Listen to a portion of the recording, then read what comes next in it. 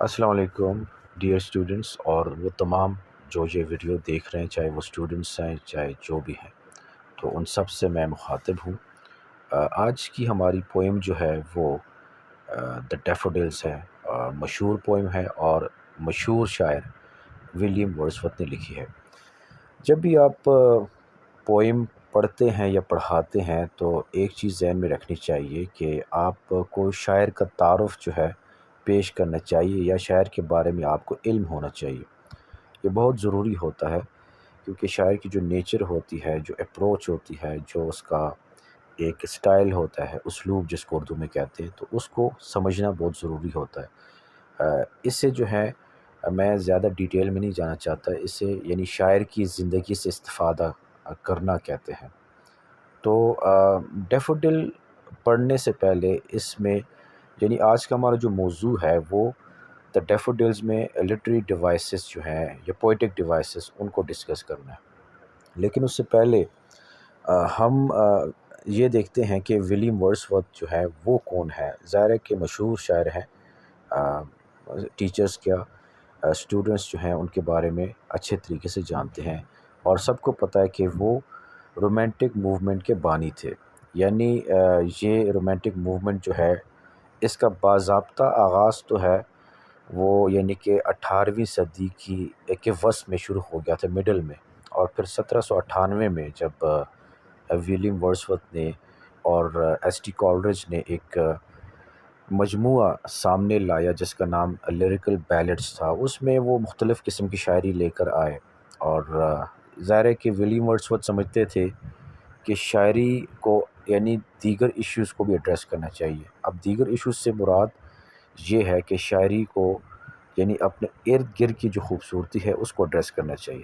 دیکھیں، ورڈسورتھ سے پہلے کی شاعری جو تھی وہ موسٹلی بادشاہوں کے قصے اس میں ہوتے تھے، وزیروں کے قصے ہوتے تھے، گھڑ سواروں کے قصے ہوتے تھے، جنوں بھوتوں کی کہانیاں ہوتی تھی، اور موسٹلی اس میں کرسچینٹی کی تبلیغ ہوتی تھی، عیسائیت کی تبلیغ ہوتی تھی۔ اور شاعری کو جو ہے وہ کرسچن شعراء جو ہیں، جو عیسائی شعراء ہیں، وہ مذہب کے لیے استعمال کرتے تھے، پھر گائے جاتے تھے، جو وہ گیت لکھتے تھے مذہب کے تناظر میں۔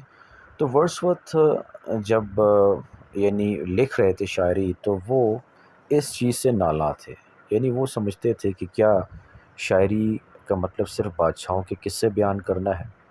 کیا شاعری کا مقصد جو ہے وزیروں کے بارے میں لکھنا ہے، ان کے کارناموں کے بارے میں لکھنا ہے، گھڑ سواروں کے بارے میں لکھنا ہے، جنگ و جدل کے بارے میں لکھنا ہے؟ یا شاعری جو ہے وہ اس بارے میں بھی کی جا سکتی ہے کہ آپ کے ارد گرد کیا ہے، کیا خوبصورت چیزیں ہیں؟ یعنی خوبصورتی سے مراد آپ یہ لے سکتے ہیں کہ درخت کتنا خوبصورت ہے، درخت پر بیٹھا ہوا پرندہ جو گا رہا ہے، گیت گا رہا ہے، اس کے اندر کتنی خوبصورتی ہے، اور پھر ندی کتنی خوبصورت ہے، بادل کے ٹکڑے تیر رہے ہیں آسمان میں تو وہ کتنے خوبصورت، کتنے بھلے لگتے ہیں۔ تو یہ ورڈسورتھ ان چیزوں کو بھی شاعری میں لانا چاہتے تھے، اور اس کو رومانٹسزم کہا جاتا ہے۔ ہم رومانٹسزم سے مراد جب بھی رومانس کا لفظ آتا ہے تو انفارچونیٹلی تب میں کہہ رہا ہوں کہ بڑی بدقسمتی ہے کہ ہم اس چیز کو سمجھتے نہیں ہیں۔ رومانس کا تعلق صرف ہماری انڈین فلم سے نہیں ہوتا، محبت کی جو کہانیاں ہوتی ہیں اس سے نہیں ہوتا، بلکہ رومانس آپ کے ارد گرد کی جو خوبصورتی ہے اس کو جب آپ فیل کرتے ہیں تو دیٹ از رومانس۔ اور اس کی بنیاد جو ہے ورڈسورتھ اور کولرج وغیرہ نے رکھی، اور اس کو رومانیت کی تحریک کہتے ہیں۔ دیکھیں، اسی سلسلے میں ورڈسورتھ کی ایک نظم ہے دا سولٹری ریپر، جو کہ سیکنڈ ایئر کی انگلش میں ہے۔ وہ تب انہوں نے لکھی جب اپنی سسٹر کے ساتھ، ڈورتھی کے ساتھ جو ہے وہ اسکاٹ لینڈ کی پہاڑیوں کی طرف گئے، اور وہ صنعتی انقلاب کا زمانہ تھا جب شہر پھیل رہے تھے، کارخانے قائم ہو رہے تھے۔ تو ورڈسورتھ جو ہے ان چیزوں سے کافی جس طرح میں پہلے کہہ چکا ہوں کہ نالاں تھے، تنگ تھے، اور پھر وہاں جب انہوں نے پہاڑیوں پر ایک کھیتوں میں کام کرنے والی ایک لڑکی دیکھی جو کہ گیت گا رہی تھی، تو ورڈسورتھ رک گئے، اور یہ پھر انہوں نے اسی بارے میں نظم بھی لکھی جو سولٹری ریپر جو ہے اس میں وہ کہتے ہیں کہ آپ یا تو رک جاؤ، سنو، اور یا خاموشی سے گزر جاؤ، یعنی شور کرنے کی ضرورت نہیں ہے۔ اور کہا جاتا ہے کہ اس لڑکی کا جو گیت ہے وہ نیچر کا سانگ ہے، فطرت کا سانگ ہے، یعنی ایک طرف انڈسٹریلائزیشن ہے، صنعتیں فروغ پا رہی ہیں، اور دوسری طرف جو ہے وہ نیچر جو ہے اس کا سانگ ہے۔ تو نیچر کی طرف ورڈسورتھ جو ہے زیادہ راغب تھے، اور ان کی ساری شاعری میں اس طرح کی جو اس طرح کے مضامین ملتے ہیں، اس طرح کے ٹاپکس ملتے ہیں، یعنی وہ قدرتی حسن کے بارے میں لکھ رہے ہوتے ہیں، انسانی انڈیویجول فیلنگز جو ہیں، انفرادی ایک عام انسان کیا سوچتا ہے، اس احساسات کے بارے میں لکھتے تھے۔ تو خیر یہ ایک لمبا چوڑا تو نہیں کہنا چاہیے، لیکن یہ جو تمہید جو ہے وہ کافی طویل ہو گئی ہے۔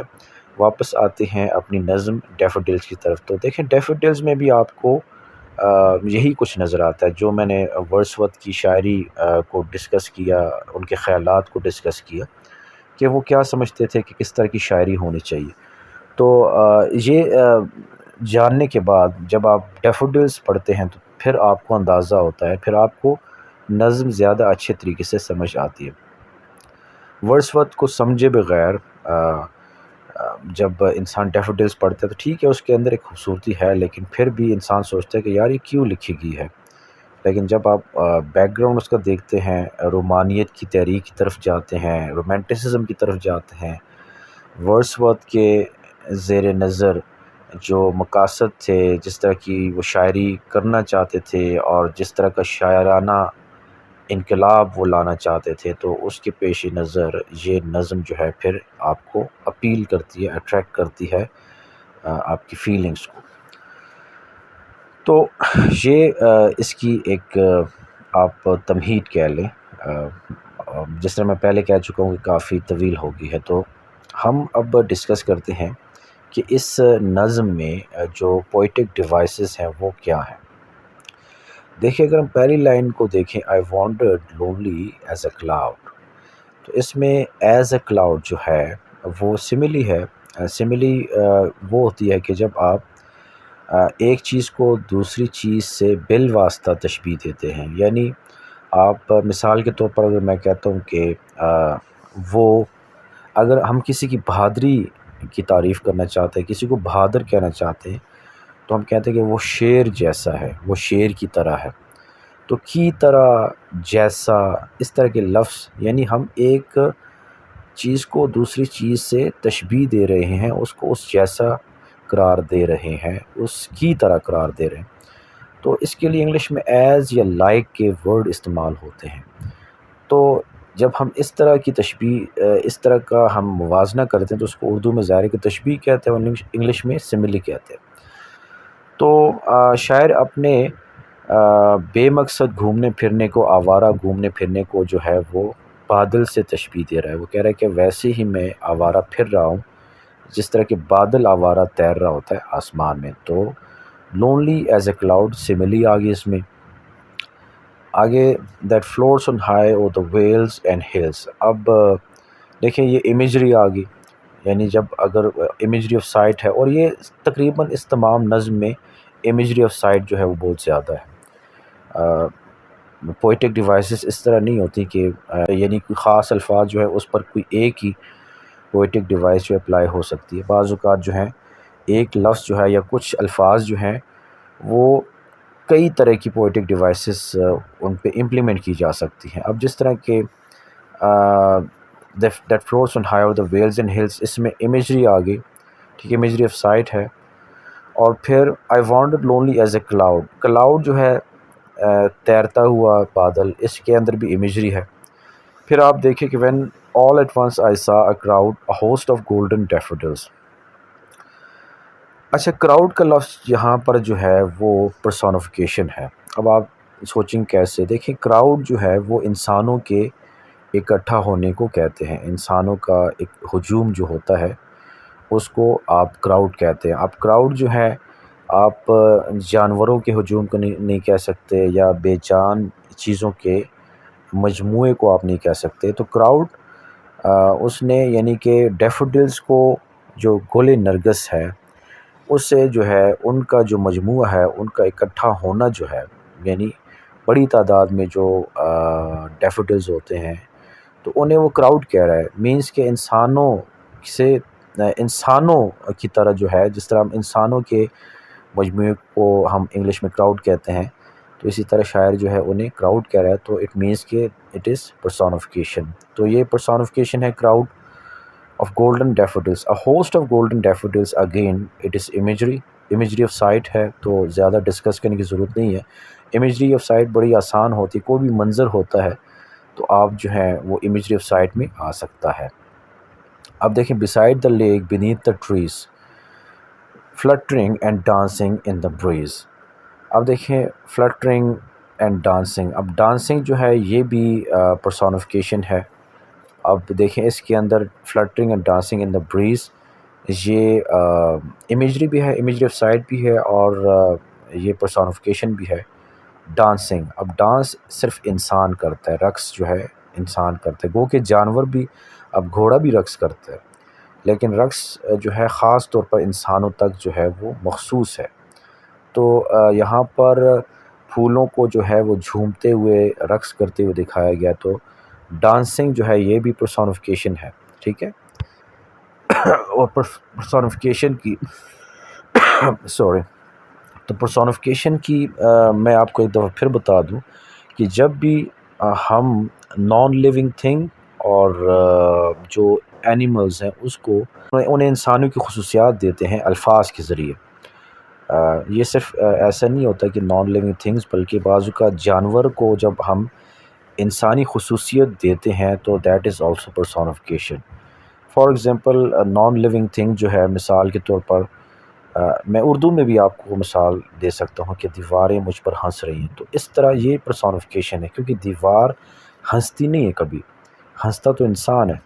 تو یہ بھی پرسونیفیکیشن ہے یعنی the walls are laughing at me. اور اسی طرح اگر میں کہہ رہا ہوں بلی مجھ سے باتیں کرے تو بلی تو انسانوں کے ساتھ باتیں نہیں کرتی, ٹھیک ہے.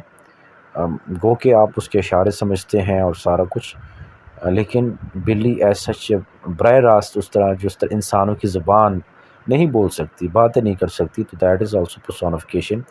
تو اس سے ثابت ہوتا ہے کہ پرسونیفیکیشن جو ہے وہ ایسی پوئٹک ڈیوائس ہے اور لٹری ڈیوائس ہے جس میں آپ جانوروں کو اور غیر جاندار چیزوں کو, بے جان چیزوں کو جو ہے آپ انسانی خصوصیات دیتے ہیں.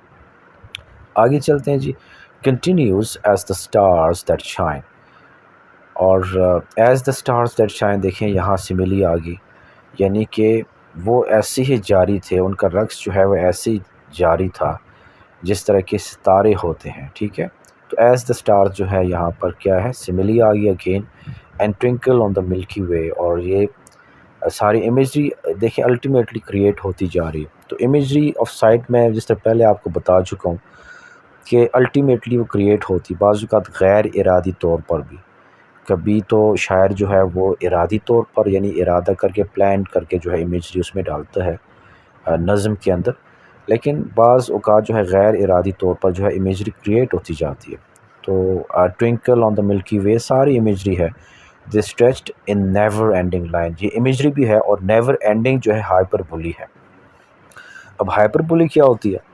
دیکھیں ہائپر بولی یہ ہوتی ہے کہ جب آپ کسی چیز کو ایگزیجریٹ کرتے ہیں, اس کو بڑھا چڑھا کر پیش کرتے ہیں, اس کو مبالغہ کہتے ہیں اردو میں, یعنی مبالغہ آرائی سے آپ جب کام لیتے ہیں تو دیٹ از ہائپر بولی. اس کو ہائپر بول آپ نے نہیں کہنا ہے بلکہ ہائپر بولی کہنا ہے. تو ہائپر بولی یعنی ایگزیجریٹ. اب سوال یہ پیدا ہوتا ہے کہ بھائی ایگزیجریٹ کیوں کرتے ہیں؟ تو اس لیے کرتے ہیں, دیکھیں مثال کے طور پر اگر میں آپ کو مثال دوں کہ آپ کا روزہ ہے اور شدید گرمی کا موسم ہے اور آپ کو شدید پیاس لگی ہوئی ہے, تو آپ کیا کہتے ہیں؟ اکثر آپ نے سنا ہوگا, آپ نے خود بھی کہا ہوگا, آپ نے لوگوں کو کہتے سنا بھی ہوگا کہ یار میں آج شام کو نا افطار کے وقت پورا ڈرم خالی کروں گا پانی کا, یا میں پورا کولر جو ہے پی جاؤں گا, پورا جگ پی جاؤں گا. تو جب افطار کے وقت جب آپ روزہ کھولتے ہیں تو زیادہ سے زیادہ آپ کیا کرتے ہیں؟ آپ یعنی 2 سے 3 گلاس ہی بمشکل پیتے ہیں، حالانکہ دن کو آپ کا دل چاہ رہا ہوتا ہے، لیکن آپ الٹیمیٹلی 2 سے 3 یا زیادہ سے زیادہ 4 گلاس پیتے ہیں۔ لیکن آپ ایسا کیوں کہتے ہیں کہ میں پورا ڈرم پی جاؤں گا؟ اس کا مطلب یہ ہوتا ہے کہ you are exaggerating your thirst, آپ اپنی پیاس کو جو ہے بڑھا چڑھا کر پیش کر رہے ہیں، اور اس میں اس کا اثر بھی ہوتا ہے پھر، یعنی اس کے اندر جو ہے اثر پذیری ہے۔ اگر آپ یہی جملہ ایسے کہیں کہ مجھے بہت زیادہ پیاس لگی ہے، تو that is not as much effective as you سے that I'll drink the whole drum in the evening۔ تو اس کے اندر جو ہے زیادہ اثر ہے، تو اثر پیدا کرنے کے لیے آپ چیزوں کو کیا کرتے ہیں، ایگزیجریٹ کرتے ہیں، اور اس کو انگلش گرامر میں یا گرامر جو ہے آپ کو پتہ ہے کہ برٹش ایکسنٹ ہے، اور گرامر امریکن ایکسنٹ ہے۔ تو آپ اگر برٹش انگلش بول رہے ہیں تو یو شوڈ سے گرامر، اور اگر آپ امریکن بول رہے ہیں تو یو شوڈ سے گرامر۔ تو خیر یہ پوئٹک ڈیوائس ہے جس کو ہائپر بولی کہتے ہیں، ٹھیک ہے، اس کی میننگ میں شدت لانے کے لیے۔ اسی طرح آگے دیکھیں، along the margin of a bay 10,000۔ اچھا، نیور اینڈنگ کا میں بتا رہا تھا آپ کو۔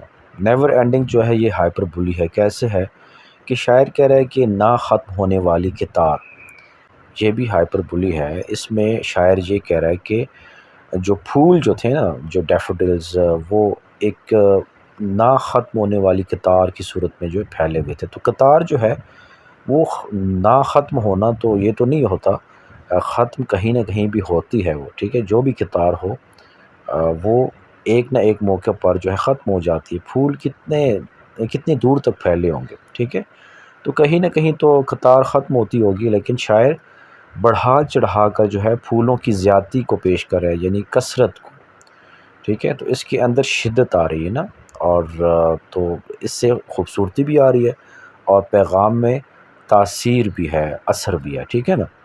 تو اسی طرح along the margin of a bay 10,000 saw I at a glance۔ اب دیکھیں یہ بھی ہائپر بولی ہے، 10,000۔ شاعر نے گنے تو نہیں ہے نا پھول کے، ایک ہی جھلک میں انہوں نے دیکھا اور پھر انہیں پتہ چلا کہ 10,000 ہیں، تو انہوں نے گنے بھی نہیں ہیں، ہو سکتا ہے 10,000 سے کم ہو، لیکن ہائپر بولی ہے، ایگزیجریٹ کیا گیا ہے پھولوں کی موجودگی کو۔ یعنی شاعر یہ کہنا چاہتا ہے کہ بہت زیادہ تھے، پھولوں کی تعداد یعنی زیادہ تھی، تو اس کو شاعر 10,000 کہہ رہا ہے، یعنی ہائپر بولی استعمال کر رہا ہے۔ اور ساتھ ساتھ دیکھیں، جہاں پہ بھی میں کہیں پہ اگر میں ایکسپلین نہ بھی کروں یا پوائنٹ آؤٹ نہ بھی کروں، تو آپ نے ساتھ ساتھ نوٹ کرتے جانا ہے کہ امیجری آف سائٹ جو ہے وہ الٹیمیٹلی یعنی کہ وہ کریٹ ہوتی جا رہی، ٹھیک ہے۔ Tossing their heads in sprightly dance, اب یہ دیکھیں یہ بھی امیجری بھی ہے، لیکن اس کے ساتھ ساتھ یہ پرسونیفیکیشن ہے۔ اب پرسونیفیکیشن اس لیے کہ ٹاس ہیڈ یعنی سر اچھالنا اور جھومنا، اس کو آپ اس کا ترجمہ کر سکتے ہیں۔ تو سر جو ہوتا ہے وہ انسان کا ہوتا ہے، اور سروں کو تاؤ انسان دیتا ہے، جھومتا ہے، ٹھیک ہے۔ اسپرائٹلی ڈانس، تو ڈانس انسان کرتا ہے، تو اگین یہ بھی کیا ہے، یہ پرسونیفیکیشن ہے۔ آگے چلتے ہیں، the waves beside them dance but they۔ اب دیکھیں اگین یہ پھر آپ اگر دیکھیں، ایک تو یہ امیجری ہے کہ لہریں جو ہے رقص کر رہی تھی، تو امیجری آپ کی نظروں کے سامنے، امیجری آف سائٹ میں ایک بار پھر ڈسکس کرتا چلوں اگر آپ کے ذہن میں نہیں ہے۔ امیجری ایک ایسی پوئٹک ڈیوائس ہے جو کہ آپ کی 5 سینسز کو انوالو کرتی ہے، یعنی شاعر جب کوئی ایسا لفظ استعمال کرے یا ایسے الفاظ استعمال کرے، یا ایسا کچھ پورا ایک اس کی سطر ہو، پوئٹک لائن ہو، جسے پڑھ کر آپ کی 5 سینسز جو ہیں اس کو ٹچ کریں، یعنی کہ آپ کی 5 سینسز اس میں انوالو ہو جائیں۔ مثال کے طور پر دیکھیں 5 سینسز کون سی ہوتی ہیں کہ اسمیل ہے، سی ہے، ہیئر ہے، 3 ہو گئی، ٹچ ہے، اور یہ 4 ہوں گی، اور ٹیسٹ، ٹھیک ہے۔ یہ ٹیسٹ جو ہے یہ آپ کی ایک سینس ہے، یعنی 5ویں حص ہے آپ کی۔ تو یہ پانچوں جو حصے جو ہوتی ہیں یہ انوالو ہوتی ہیں اگر یہ انوالو ہوں جب آپ کچھ ایسا پڑھیں تو اس کو امیجری کہا جاتا ہے۔ اب دیکھیں امیجری کی اگر میں مثال دوں تو سب سے پہلے امیجری آف ہیئرنگ کی، سننے کی امیجری جو ہوتی ہے، مثال کے طور پر آپ کہتے ہیں شیر دھاڑا، تو جب اس طرح کوئی کہتا ہے کہ لائن واز رورنگ، تو آپ کے کانوں میں ایک طرح سے شیر کی آواز سنائی دیتی ہے کیونکہ آپ نے آواز سنی ہوئی ہے۔ اگر آپ نے سچ مچ شیر نہیں دیکھا، آپ نے ویڈیوز میں، موویز میں، ٹھیک ہے، دیکھا ہوگا، تو اس کی آواز کیسے ہوتی تو آپ کو سنائی دیتی جب آپ ایسا پڑھتے ہیں یہ الفاظ کہ شیر دھاڑا، ٹھیک ہے، دیٹ از یعنی ہیئرنگ کی امیجری ہے۔ اور اسی طرح آم میٹھا تھا، تو ٹیسٹ ہے، آپ نے آم کو ٹیسٹ کیا ہوا ہے تو آپ کو ذائقہ محسوس ہوتا ہے خیالوں میں، تو یہ امیجری ہے۔ جب آپ اس طرح کا کچھ پڑھتے ہیں تو امیجری کریٹ ہوتی ہے۔ اسی طرح اگر رات کی رانی کی خوشبو دور دور تک پھیلی ہوئی ہے، اور جب آپ یہ پڑھتے ہیں کہیں پہ، میں اردو میں مثالیں دے رہا ہوں تاکہ آپ کی انڈرسٹینڈنگ اچھی ہو، کیونکہ ہمارے ہاں تو اسٹوڈنٹ جو ہیں ان کی فرسٹ لینگویج جو ہے اردو ہے، تو کوشش یہی ہے کہ اس لینگویج میں زیادہ اچھے طریقے سے ان کو سمجھایا جا سکے، ٹھیک ہے۔ تو رات کی رانی کی خوشبو دور دور تک پھیلی ہوئی تھی، اس میں اگر آپ دیکھیں جب یہ آپ پڑھتے ہیں تو آپ کو خوشبو ایک طرح سے محسوس ہوتی ہے، یعنی آپ ایک طرح سے سونگھ سکتے ہیں خیالوں میں، کیونکہ رات کی رانی کی خوشبو آپ نے سونگھی ہوئی ہے، تو آپ کی اسمیل کی سینس جو ہے اس میں کیا ہوتی ہے، انوالو ہوتی ہے۔ اور اسی طرح آپ کہتے ہیں کہ پھول کی پتی جو تھی وہ نرم تھی، تو گلاب کی پتی، تو گلاب کی پتی کا ایک لمس یعنی کہ اس کا آپ کو ایسا محسوس ہوتا ہے کہ آپ اس کو ٹچ کر رہے ہیں خیالوں میں، تو یہ جو ہے امیجری آف ٹچ ہے، ٹھیک ہے۔ تو امیجری آف سائٹ جو ہے اس میں اگر آپ دیکھیں بادل تیر رہے ہیں، آسمان پر بادل تیر رہے ہیں، تو آپ کو آپ کی آنکھوں کے سامنے بادل آتے ہیں خیالوں میں، تو امیجری آف سائٹ ہے۔ تو امیجری جب بھی اس طرح کی تصویریں کریٹ ہوں، چاہے ان کا تعلق سننے سے ہو، دیکھنے سے ہو، محسوس کرنے سے ہو، چھونے سے ہو، ٹھیک ہے، تو یہ ساری جو ہیں یہ امیجری میں آتی ہے، ٹھیک ہے۔ تو آگے چلتے ہیں، ویوز کو پرسونیفیکیشن بھی ہے۔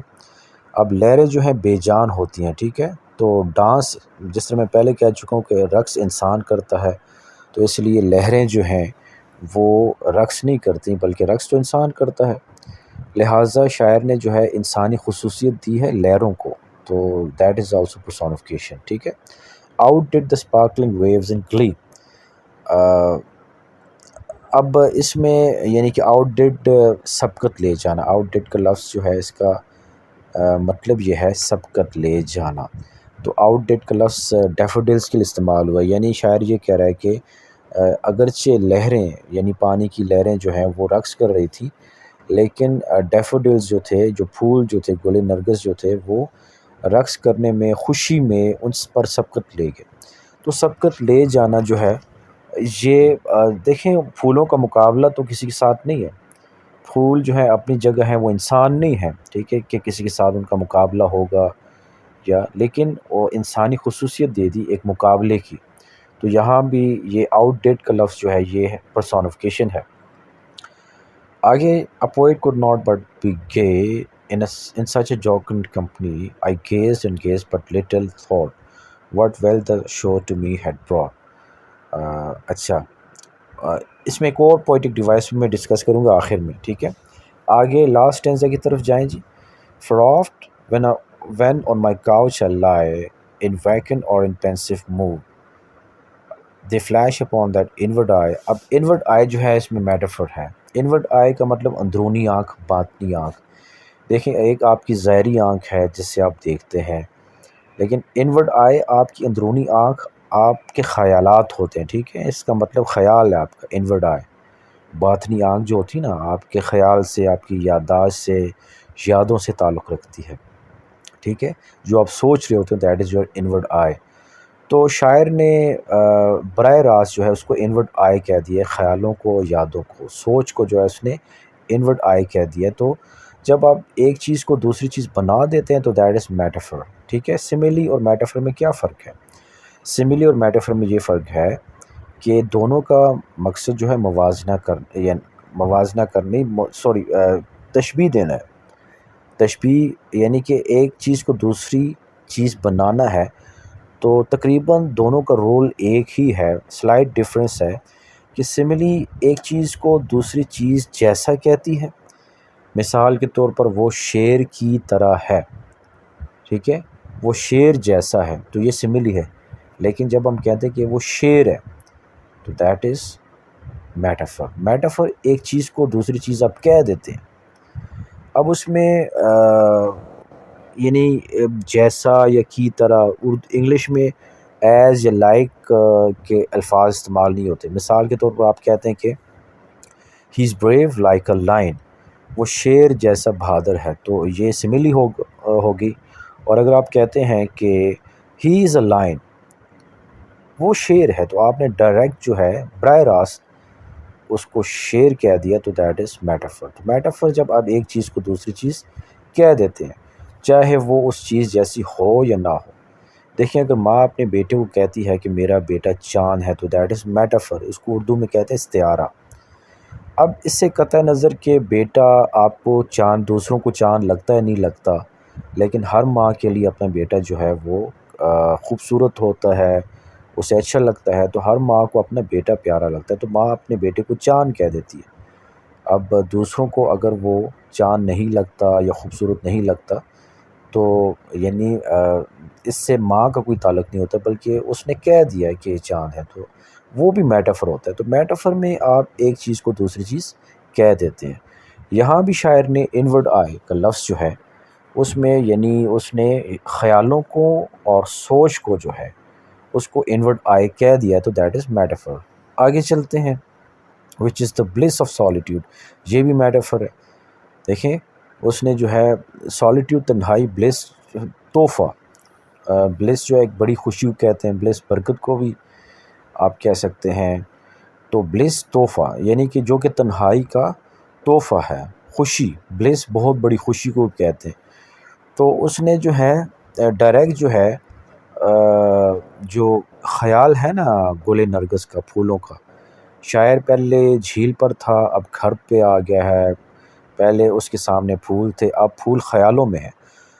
تو پھولوں کا جو خیال ہے، پھولوں کی جو یادیں ہیں، ان کو وہ بلس کہہ رہے ہیں. ٹھیک ہے، بلس کہہ رہے ہیں. تو اس کا مطلب یہ ہے شاعر جو ہے ڈائریکٹ جو ہے براہ راست اس کو تحفہ کہہ رہا ہے. ٹھیک ہے، تو یہ میٹافر ہے، bliss of solitude. And then my heart with pleasure fills and dances with the daffodils. تو ہرٹ جو ہے نا، دیکھیں یہ بھی پرسونیفیکیشن ہے، ہرٹ ڈانسز. اب آپ سوچ رہے ہوں گے کہ ہرٹ انسان کا ہوتا ہے. دیکھیں انسان کا ایک آرگن ہے، ٹھیک ہے، ایک پارٹ آف دا باڈی ہے نا، تو پورا انسان تو نہیں ہے. تو آپ جب کہتے ہیں ہرٹ ڈانسز تو اٹ مینس کہ ہرٹ صرف پورا انسان نہیں ہے، بلکہ پورا انسان، پورا جسم ہوتا ہے، اس کے اندر روح ہوتی ہے، تو وہ پورا انسان ہوتا ہے. تو اس لیے ہرٹ کو اگر ہرٹ ڈانسز اگر کہا جا رہا ہے تو دیٹ از آلسو پرسونیفیکیشن. اور لاسٹ ہماری جو پوئٹک ڈیوائس ہے اس میں ہم ڈسکس کریں گے اس کو، یعنی انجیمنٹ کو. انجیمنٹ جو ہوتی ہے اس کا مطلب یہ ہوتا ہے کہ جب شاعر ایک پوئٹک لائن، ایک سطر جو ہوتی ہے، ایک پوئٹک لائن یعنی ایک لائن، اس میں شاعر کی بات ادھوری رہ جائے اور اس لائن کے آخر میں نہ تو کوئی فل سٹاپ ہو، نہ سیمی کولن ہو، نہ کولن ہو، نہ کاما ہو، کچھ بھی نہ ہو، بلکہ شاعر کی بات جو ہے آدھی رہ جائے اور وہ اپنی بات کمپلیٹ کرنے کے لیے، مکمل کرنے کے لیے دوسری لائن میں چلا جائے. آدھا فقرہ اوپر رہ گیا، آپ سینٹینس کہہ لیں جو کہہ لیں، اور آدھی اس کی بات جو ہے دوسری، آدھی بات اس کی ایک پوئٹک لائن میں ہے اور آدھی بات جو ہے کمپلیٹ ہو کر جو ہے وہ دوسری پوئٹک لائن میں جا رہی ہے اور کمپلیٹ ہو رہی ہے وہاں پر، تو اس کو کہتے ہیں انجیمنٹ. تو اگر اس میں ہم دیکھیں I wandered lonely as a cloud جو ہے یہ انجیمنٹ ہے، that floats, cloud that floats. تو یعنی کہ کلاؤڈ تک اس کی بات کمپلیٹ نہیں ہوئی بلکہ وہ بات آدھی رہ گئی اور کلاؤڈ سے آگے جو ہے دیٹ اس کے ساتھ جڑا ہوا ہے. تو دیکھیں کلاؤڈ کے آخر میں نہ فل سٹاپ ہے، نہ کاما ہے، نہ سیمی کولن ہے، کچھ بھی نہیں ہے، کسی قسم کا پنکچویشن مارک نہیں ہے، تو دیٹ از انجیمنٹ. اور اسی طرح آگے ہم جائیں تو ہلس کے بعد کوما ہے، کراؤڈ کے بعد ہے، ڈیفوڈلس کے بعد ہے، ٹریز کے بعد ہے. اب دیکھیں بریز کے بعد جو ہے فل سٹاپ ہے، پیریڈ ہے. تو یہ انجیمنٹ یہاں پر اپلائی نہیں ہو سکتا. شائن دیکھیں continuous as the stars that shine and twinkle on the milky way, تو یہ انجیمنٹ ہے. شائن کے بعد جو ہے کسی قسم کا کوئی مارک نہیں ہے، پنکچویشن مارک نہیں ہے، بلکہ شائن کے بعد نیچے جو لائن آ رہی ہے and twinkle on the milky وے، وہاں تک جو ہے بات کمپلیٹ ہو رہی ہے.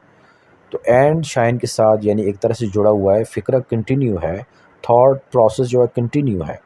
تو یہ بھی انجیمنٹ ہے. دیکھیں لائن کے بعد کچھ نہیں ہے، تو لائن والا کیا ہے جی، دے اسٹریچڈ ان نیور اینڈنگ لائن. تو آگے دوسرے شعر میں مصرے میں جا رہا ہے along the margin of a bay، تو یہ بھی انجیمنٹ ہے. اسی طرح آگے اگر ہم دیکھیں but they outdid the waves beside them dance but they outdid the sparkling waves in glee. دیکھیں they outdid the sparkling waves in glee، تو کنٹینیو یعنی ایک تسلسل ہے نا. اگر آپ یہ دیکھیں کہ بٹ دے تک تو بات کمپلیٹ تو نہیں ہوئی، آدھی رہے گی. تو آدھی بات اوپر بٹ دے، وہاں سے ایک طرح سے آپ یہ سمجھیں کہ جملہ آپ کا سٹارٹ ہوا اور نیچے کنٹینیو ہو رہا ہے out they outdid the sparkling waves in glee. تو یہ انجیمنٹ ہے. آگے کالن آ گیا، تو یہ یہاں پہ دیکھیں گے، اس کے بعد کاما ہے، کمپنی کے بعد جو ہے وہ کالن ہے.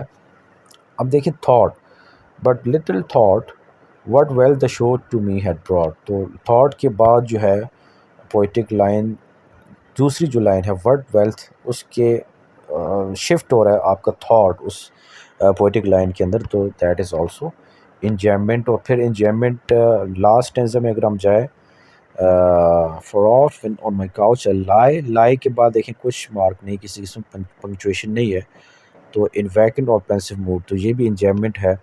اور آگے پھر انجیمنٹ آ گئی they flash upon that inward eye which is the bliss of solitude. تو آئی اور وچ جو ہے ایک طرح سے جڑے ہوئے ہیں آپس میں، ٹھیک ہے، ساتھ ہیں.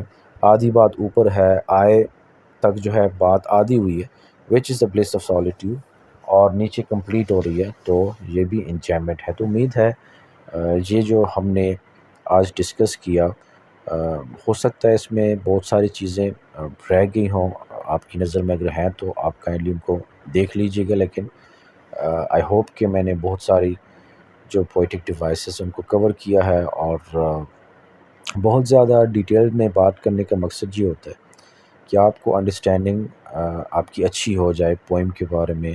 اور پھر چاہے آپ اسٹوڈنٹس ہیں یا چاہے آپ پڑھا رہے ہیں یا ویسے ہی آپ پوئم کو سمجھنا چاہتے ہیں، تو اس طرح کی ڈسکشن جو ہے ایون کہ میرے لیے بھی کافی ہیلپ فل ہوتی ہے، کہ میں خود میرا نالج جو ہے ریفریش ہوتا رہتا ہے. تو امید ہے آپ کو آج کا جو آن لائن لیکچر ہے وہ پسند آیا ہوگا. انشاءاللہ نیکسٹ ویڈیو میں آپ کے ساتھ ملاقات ہوگی. تب تک مجھے اجازت دیجیے. اللہ حافظ.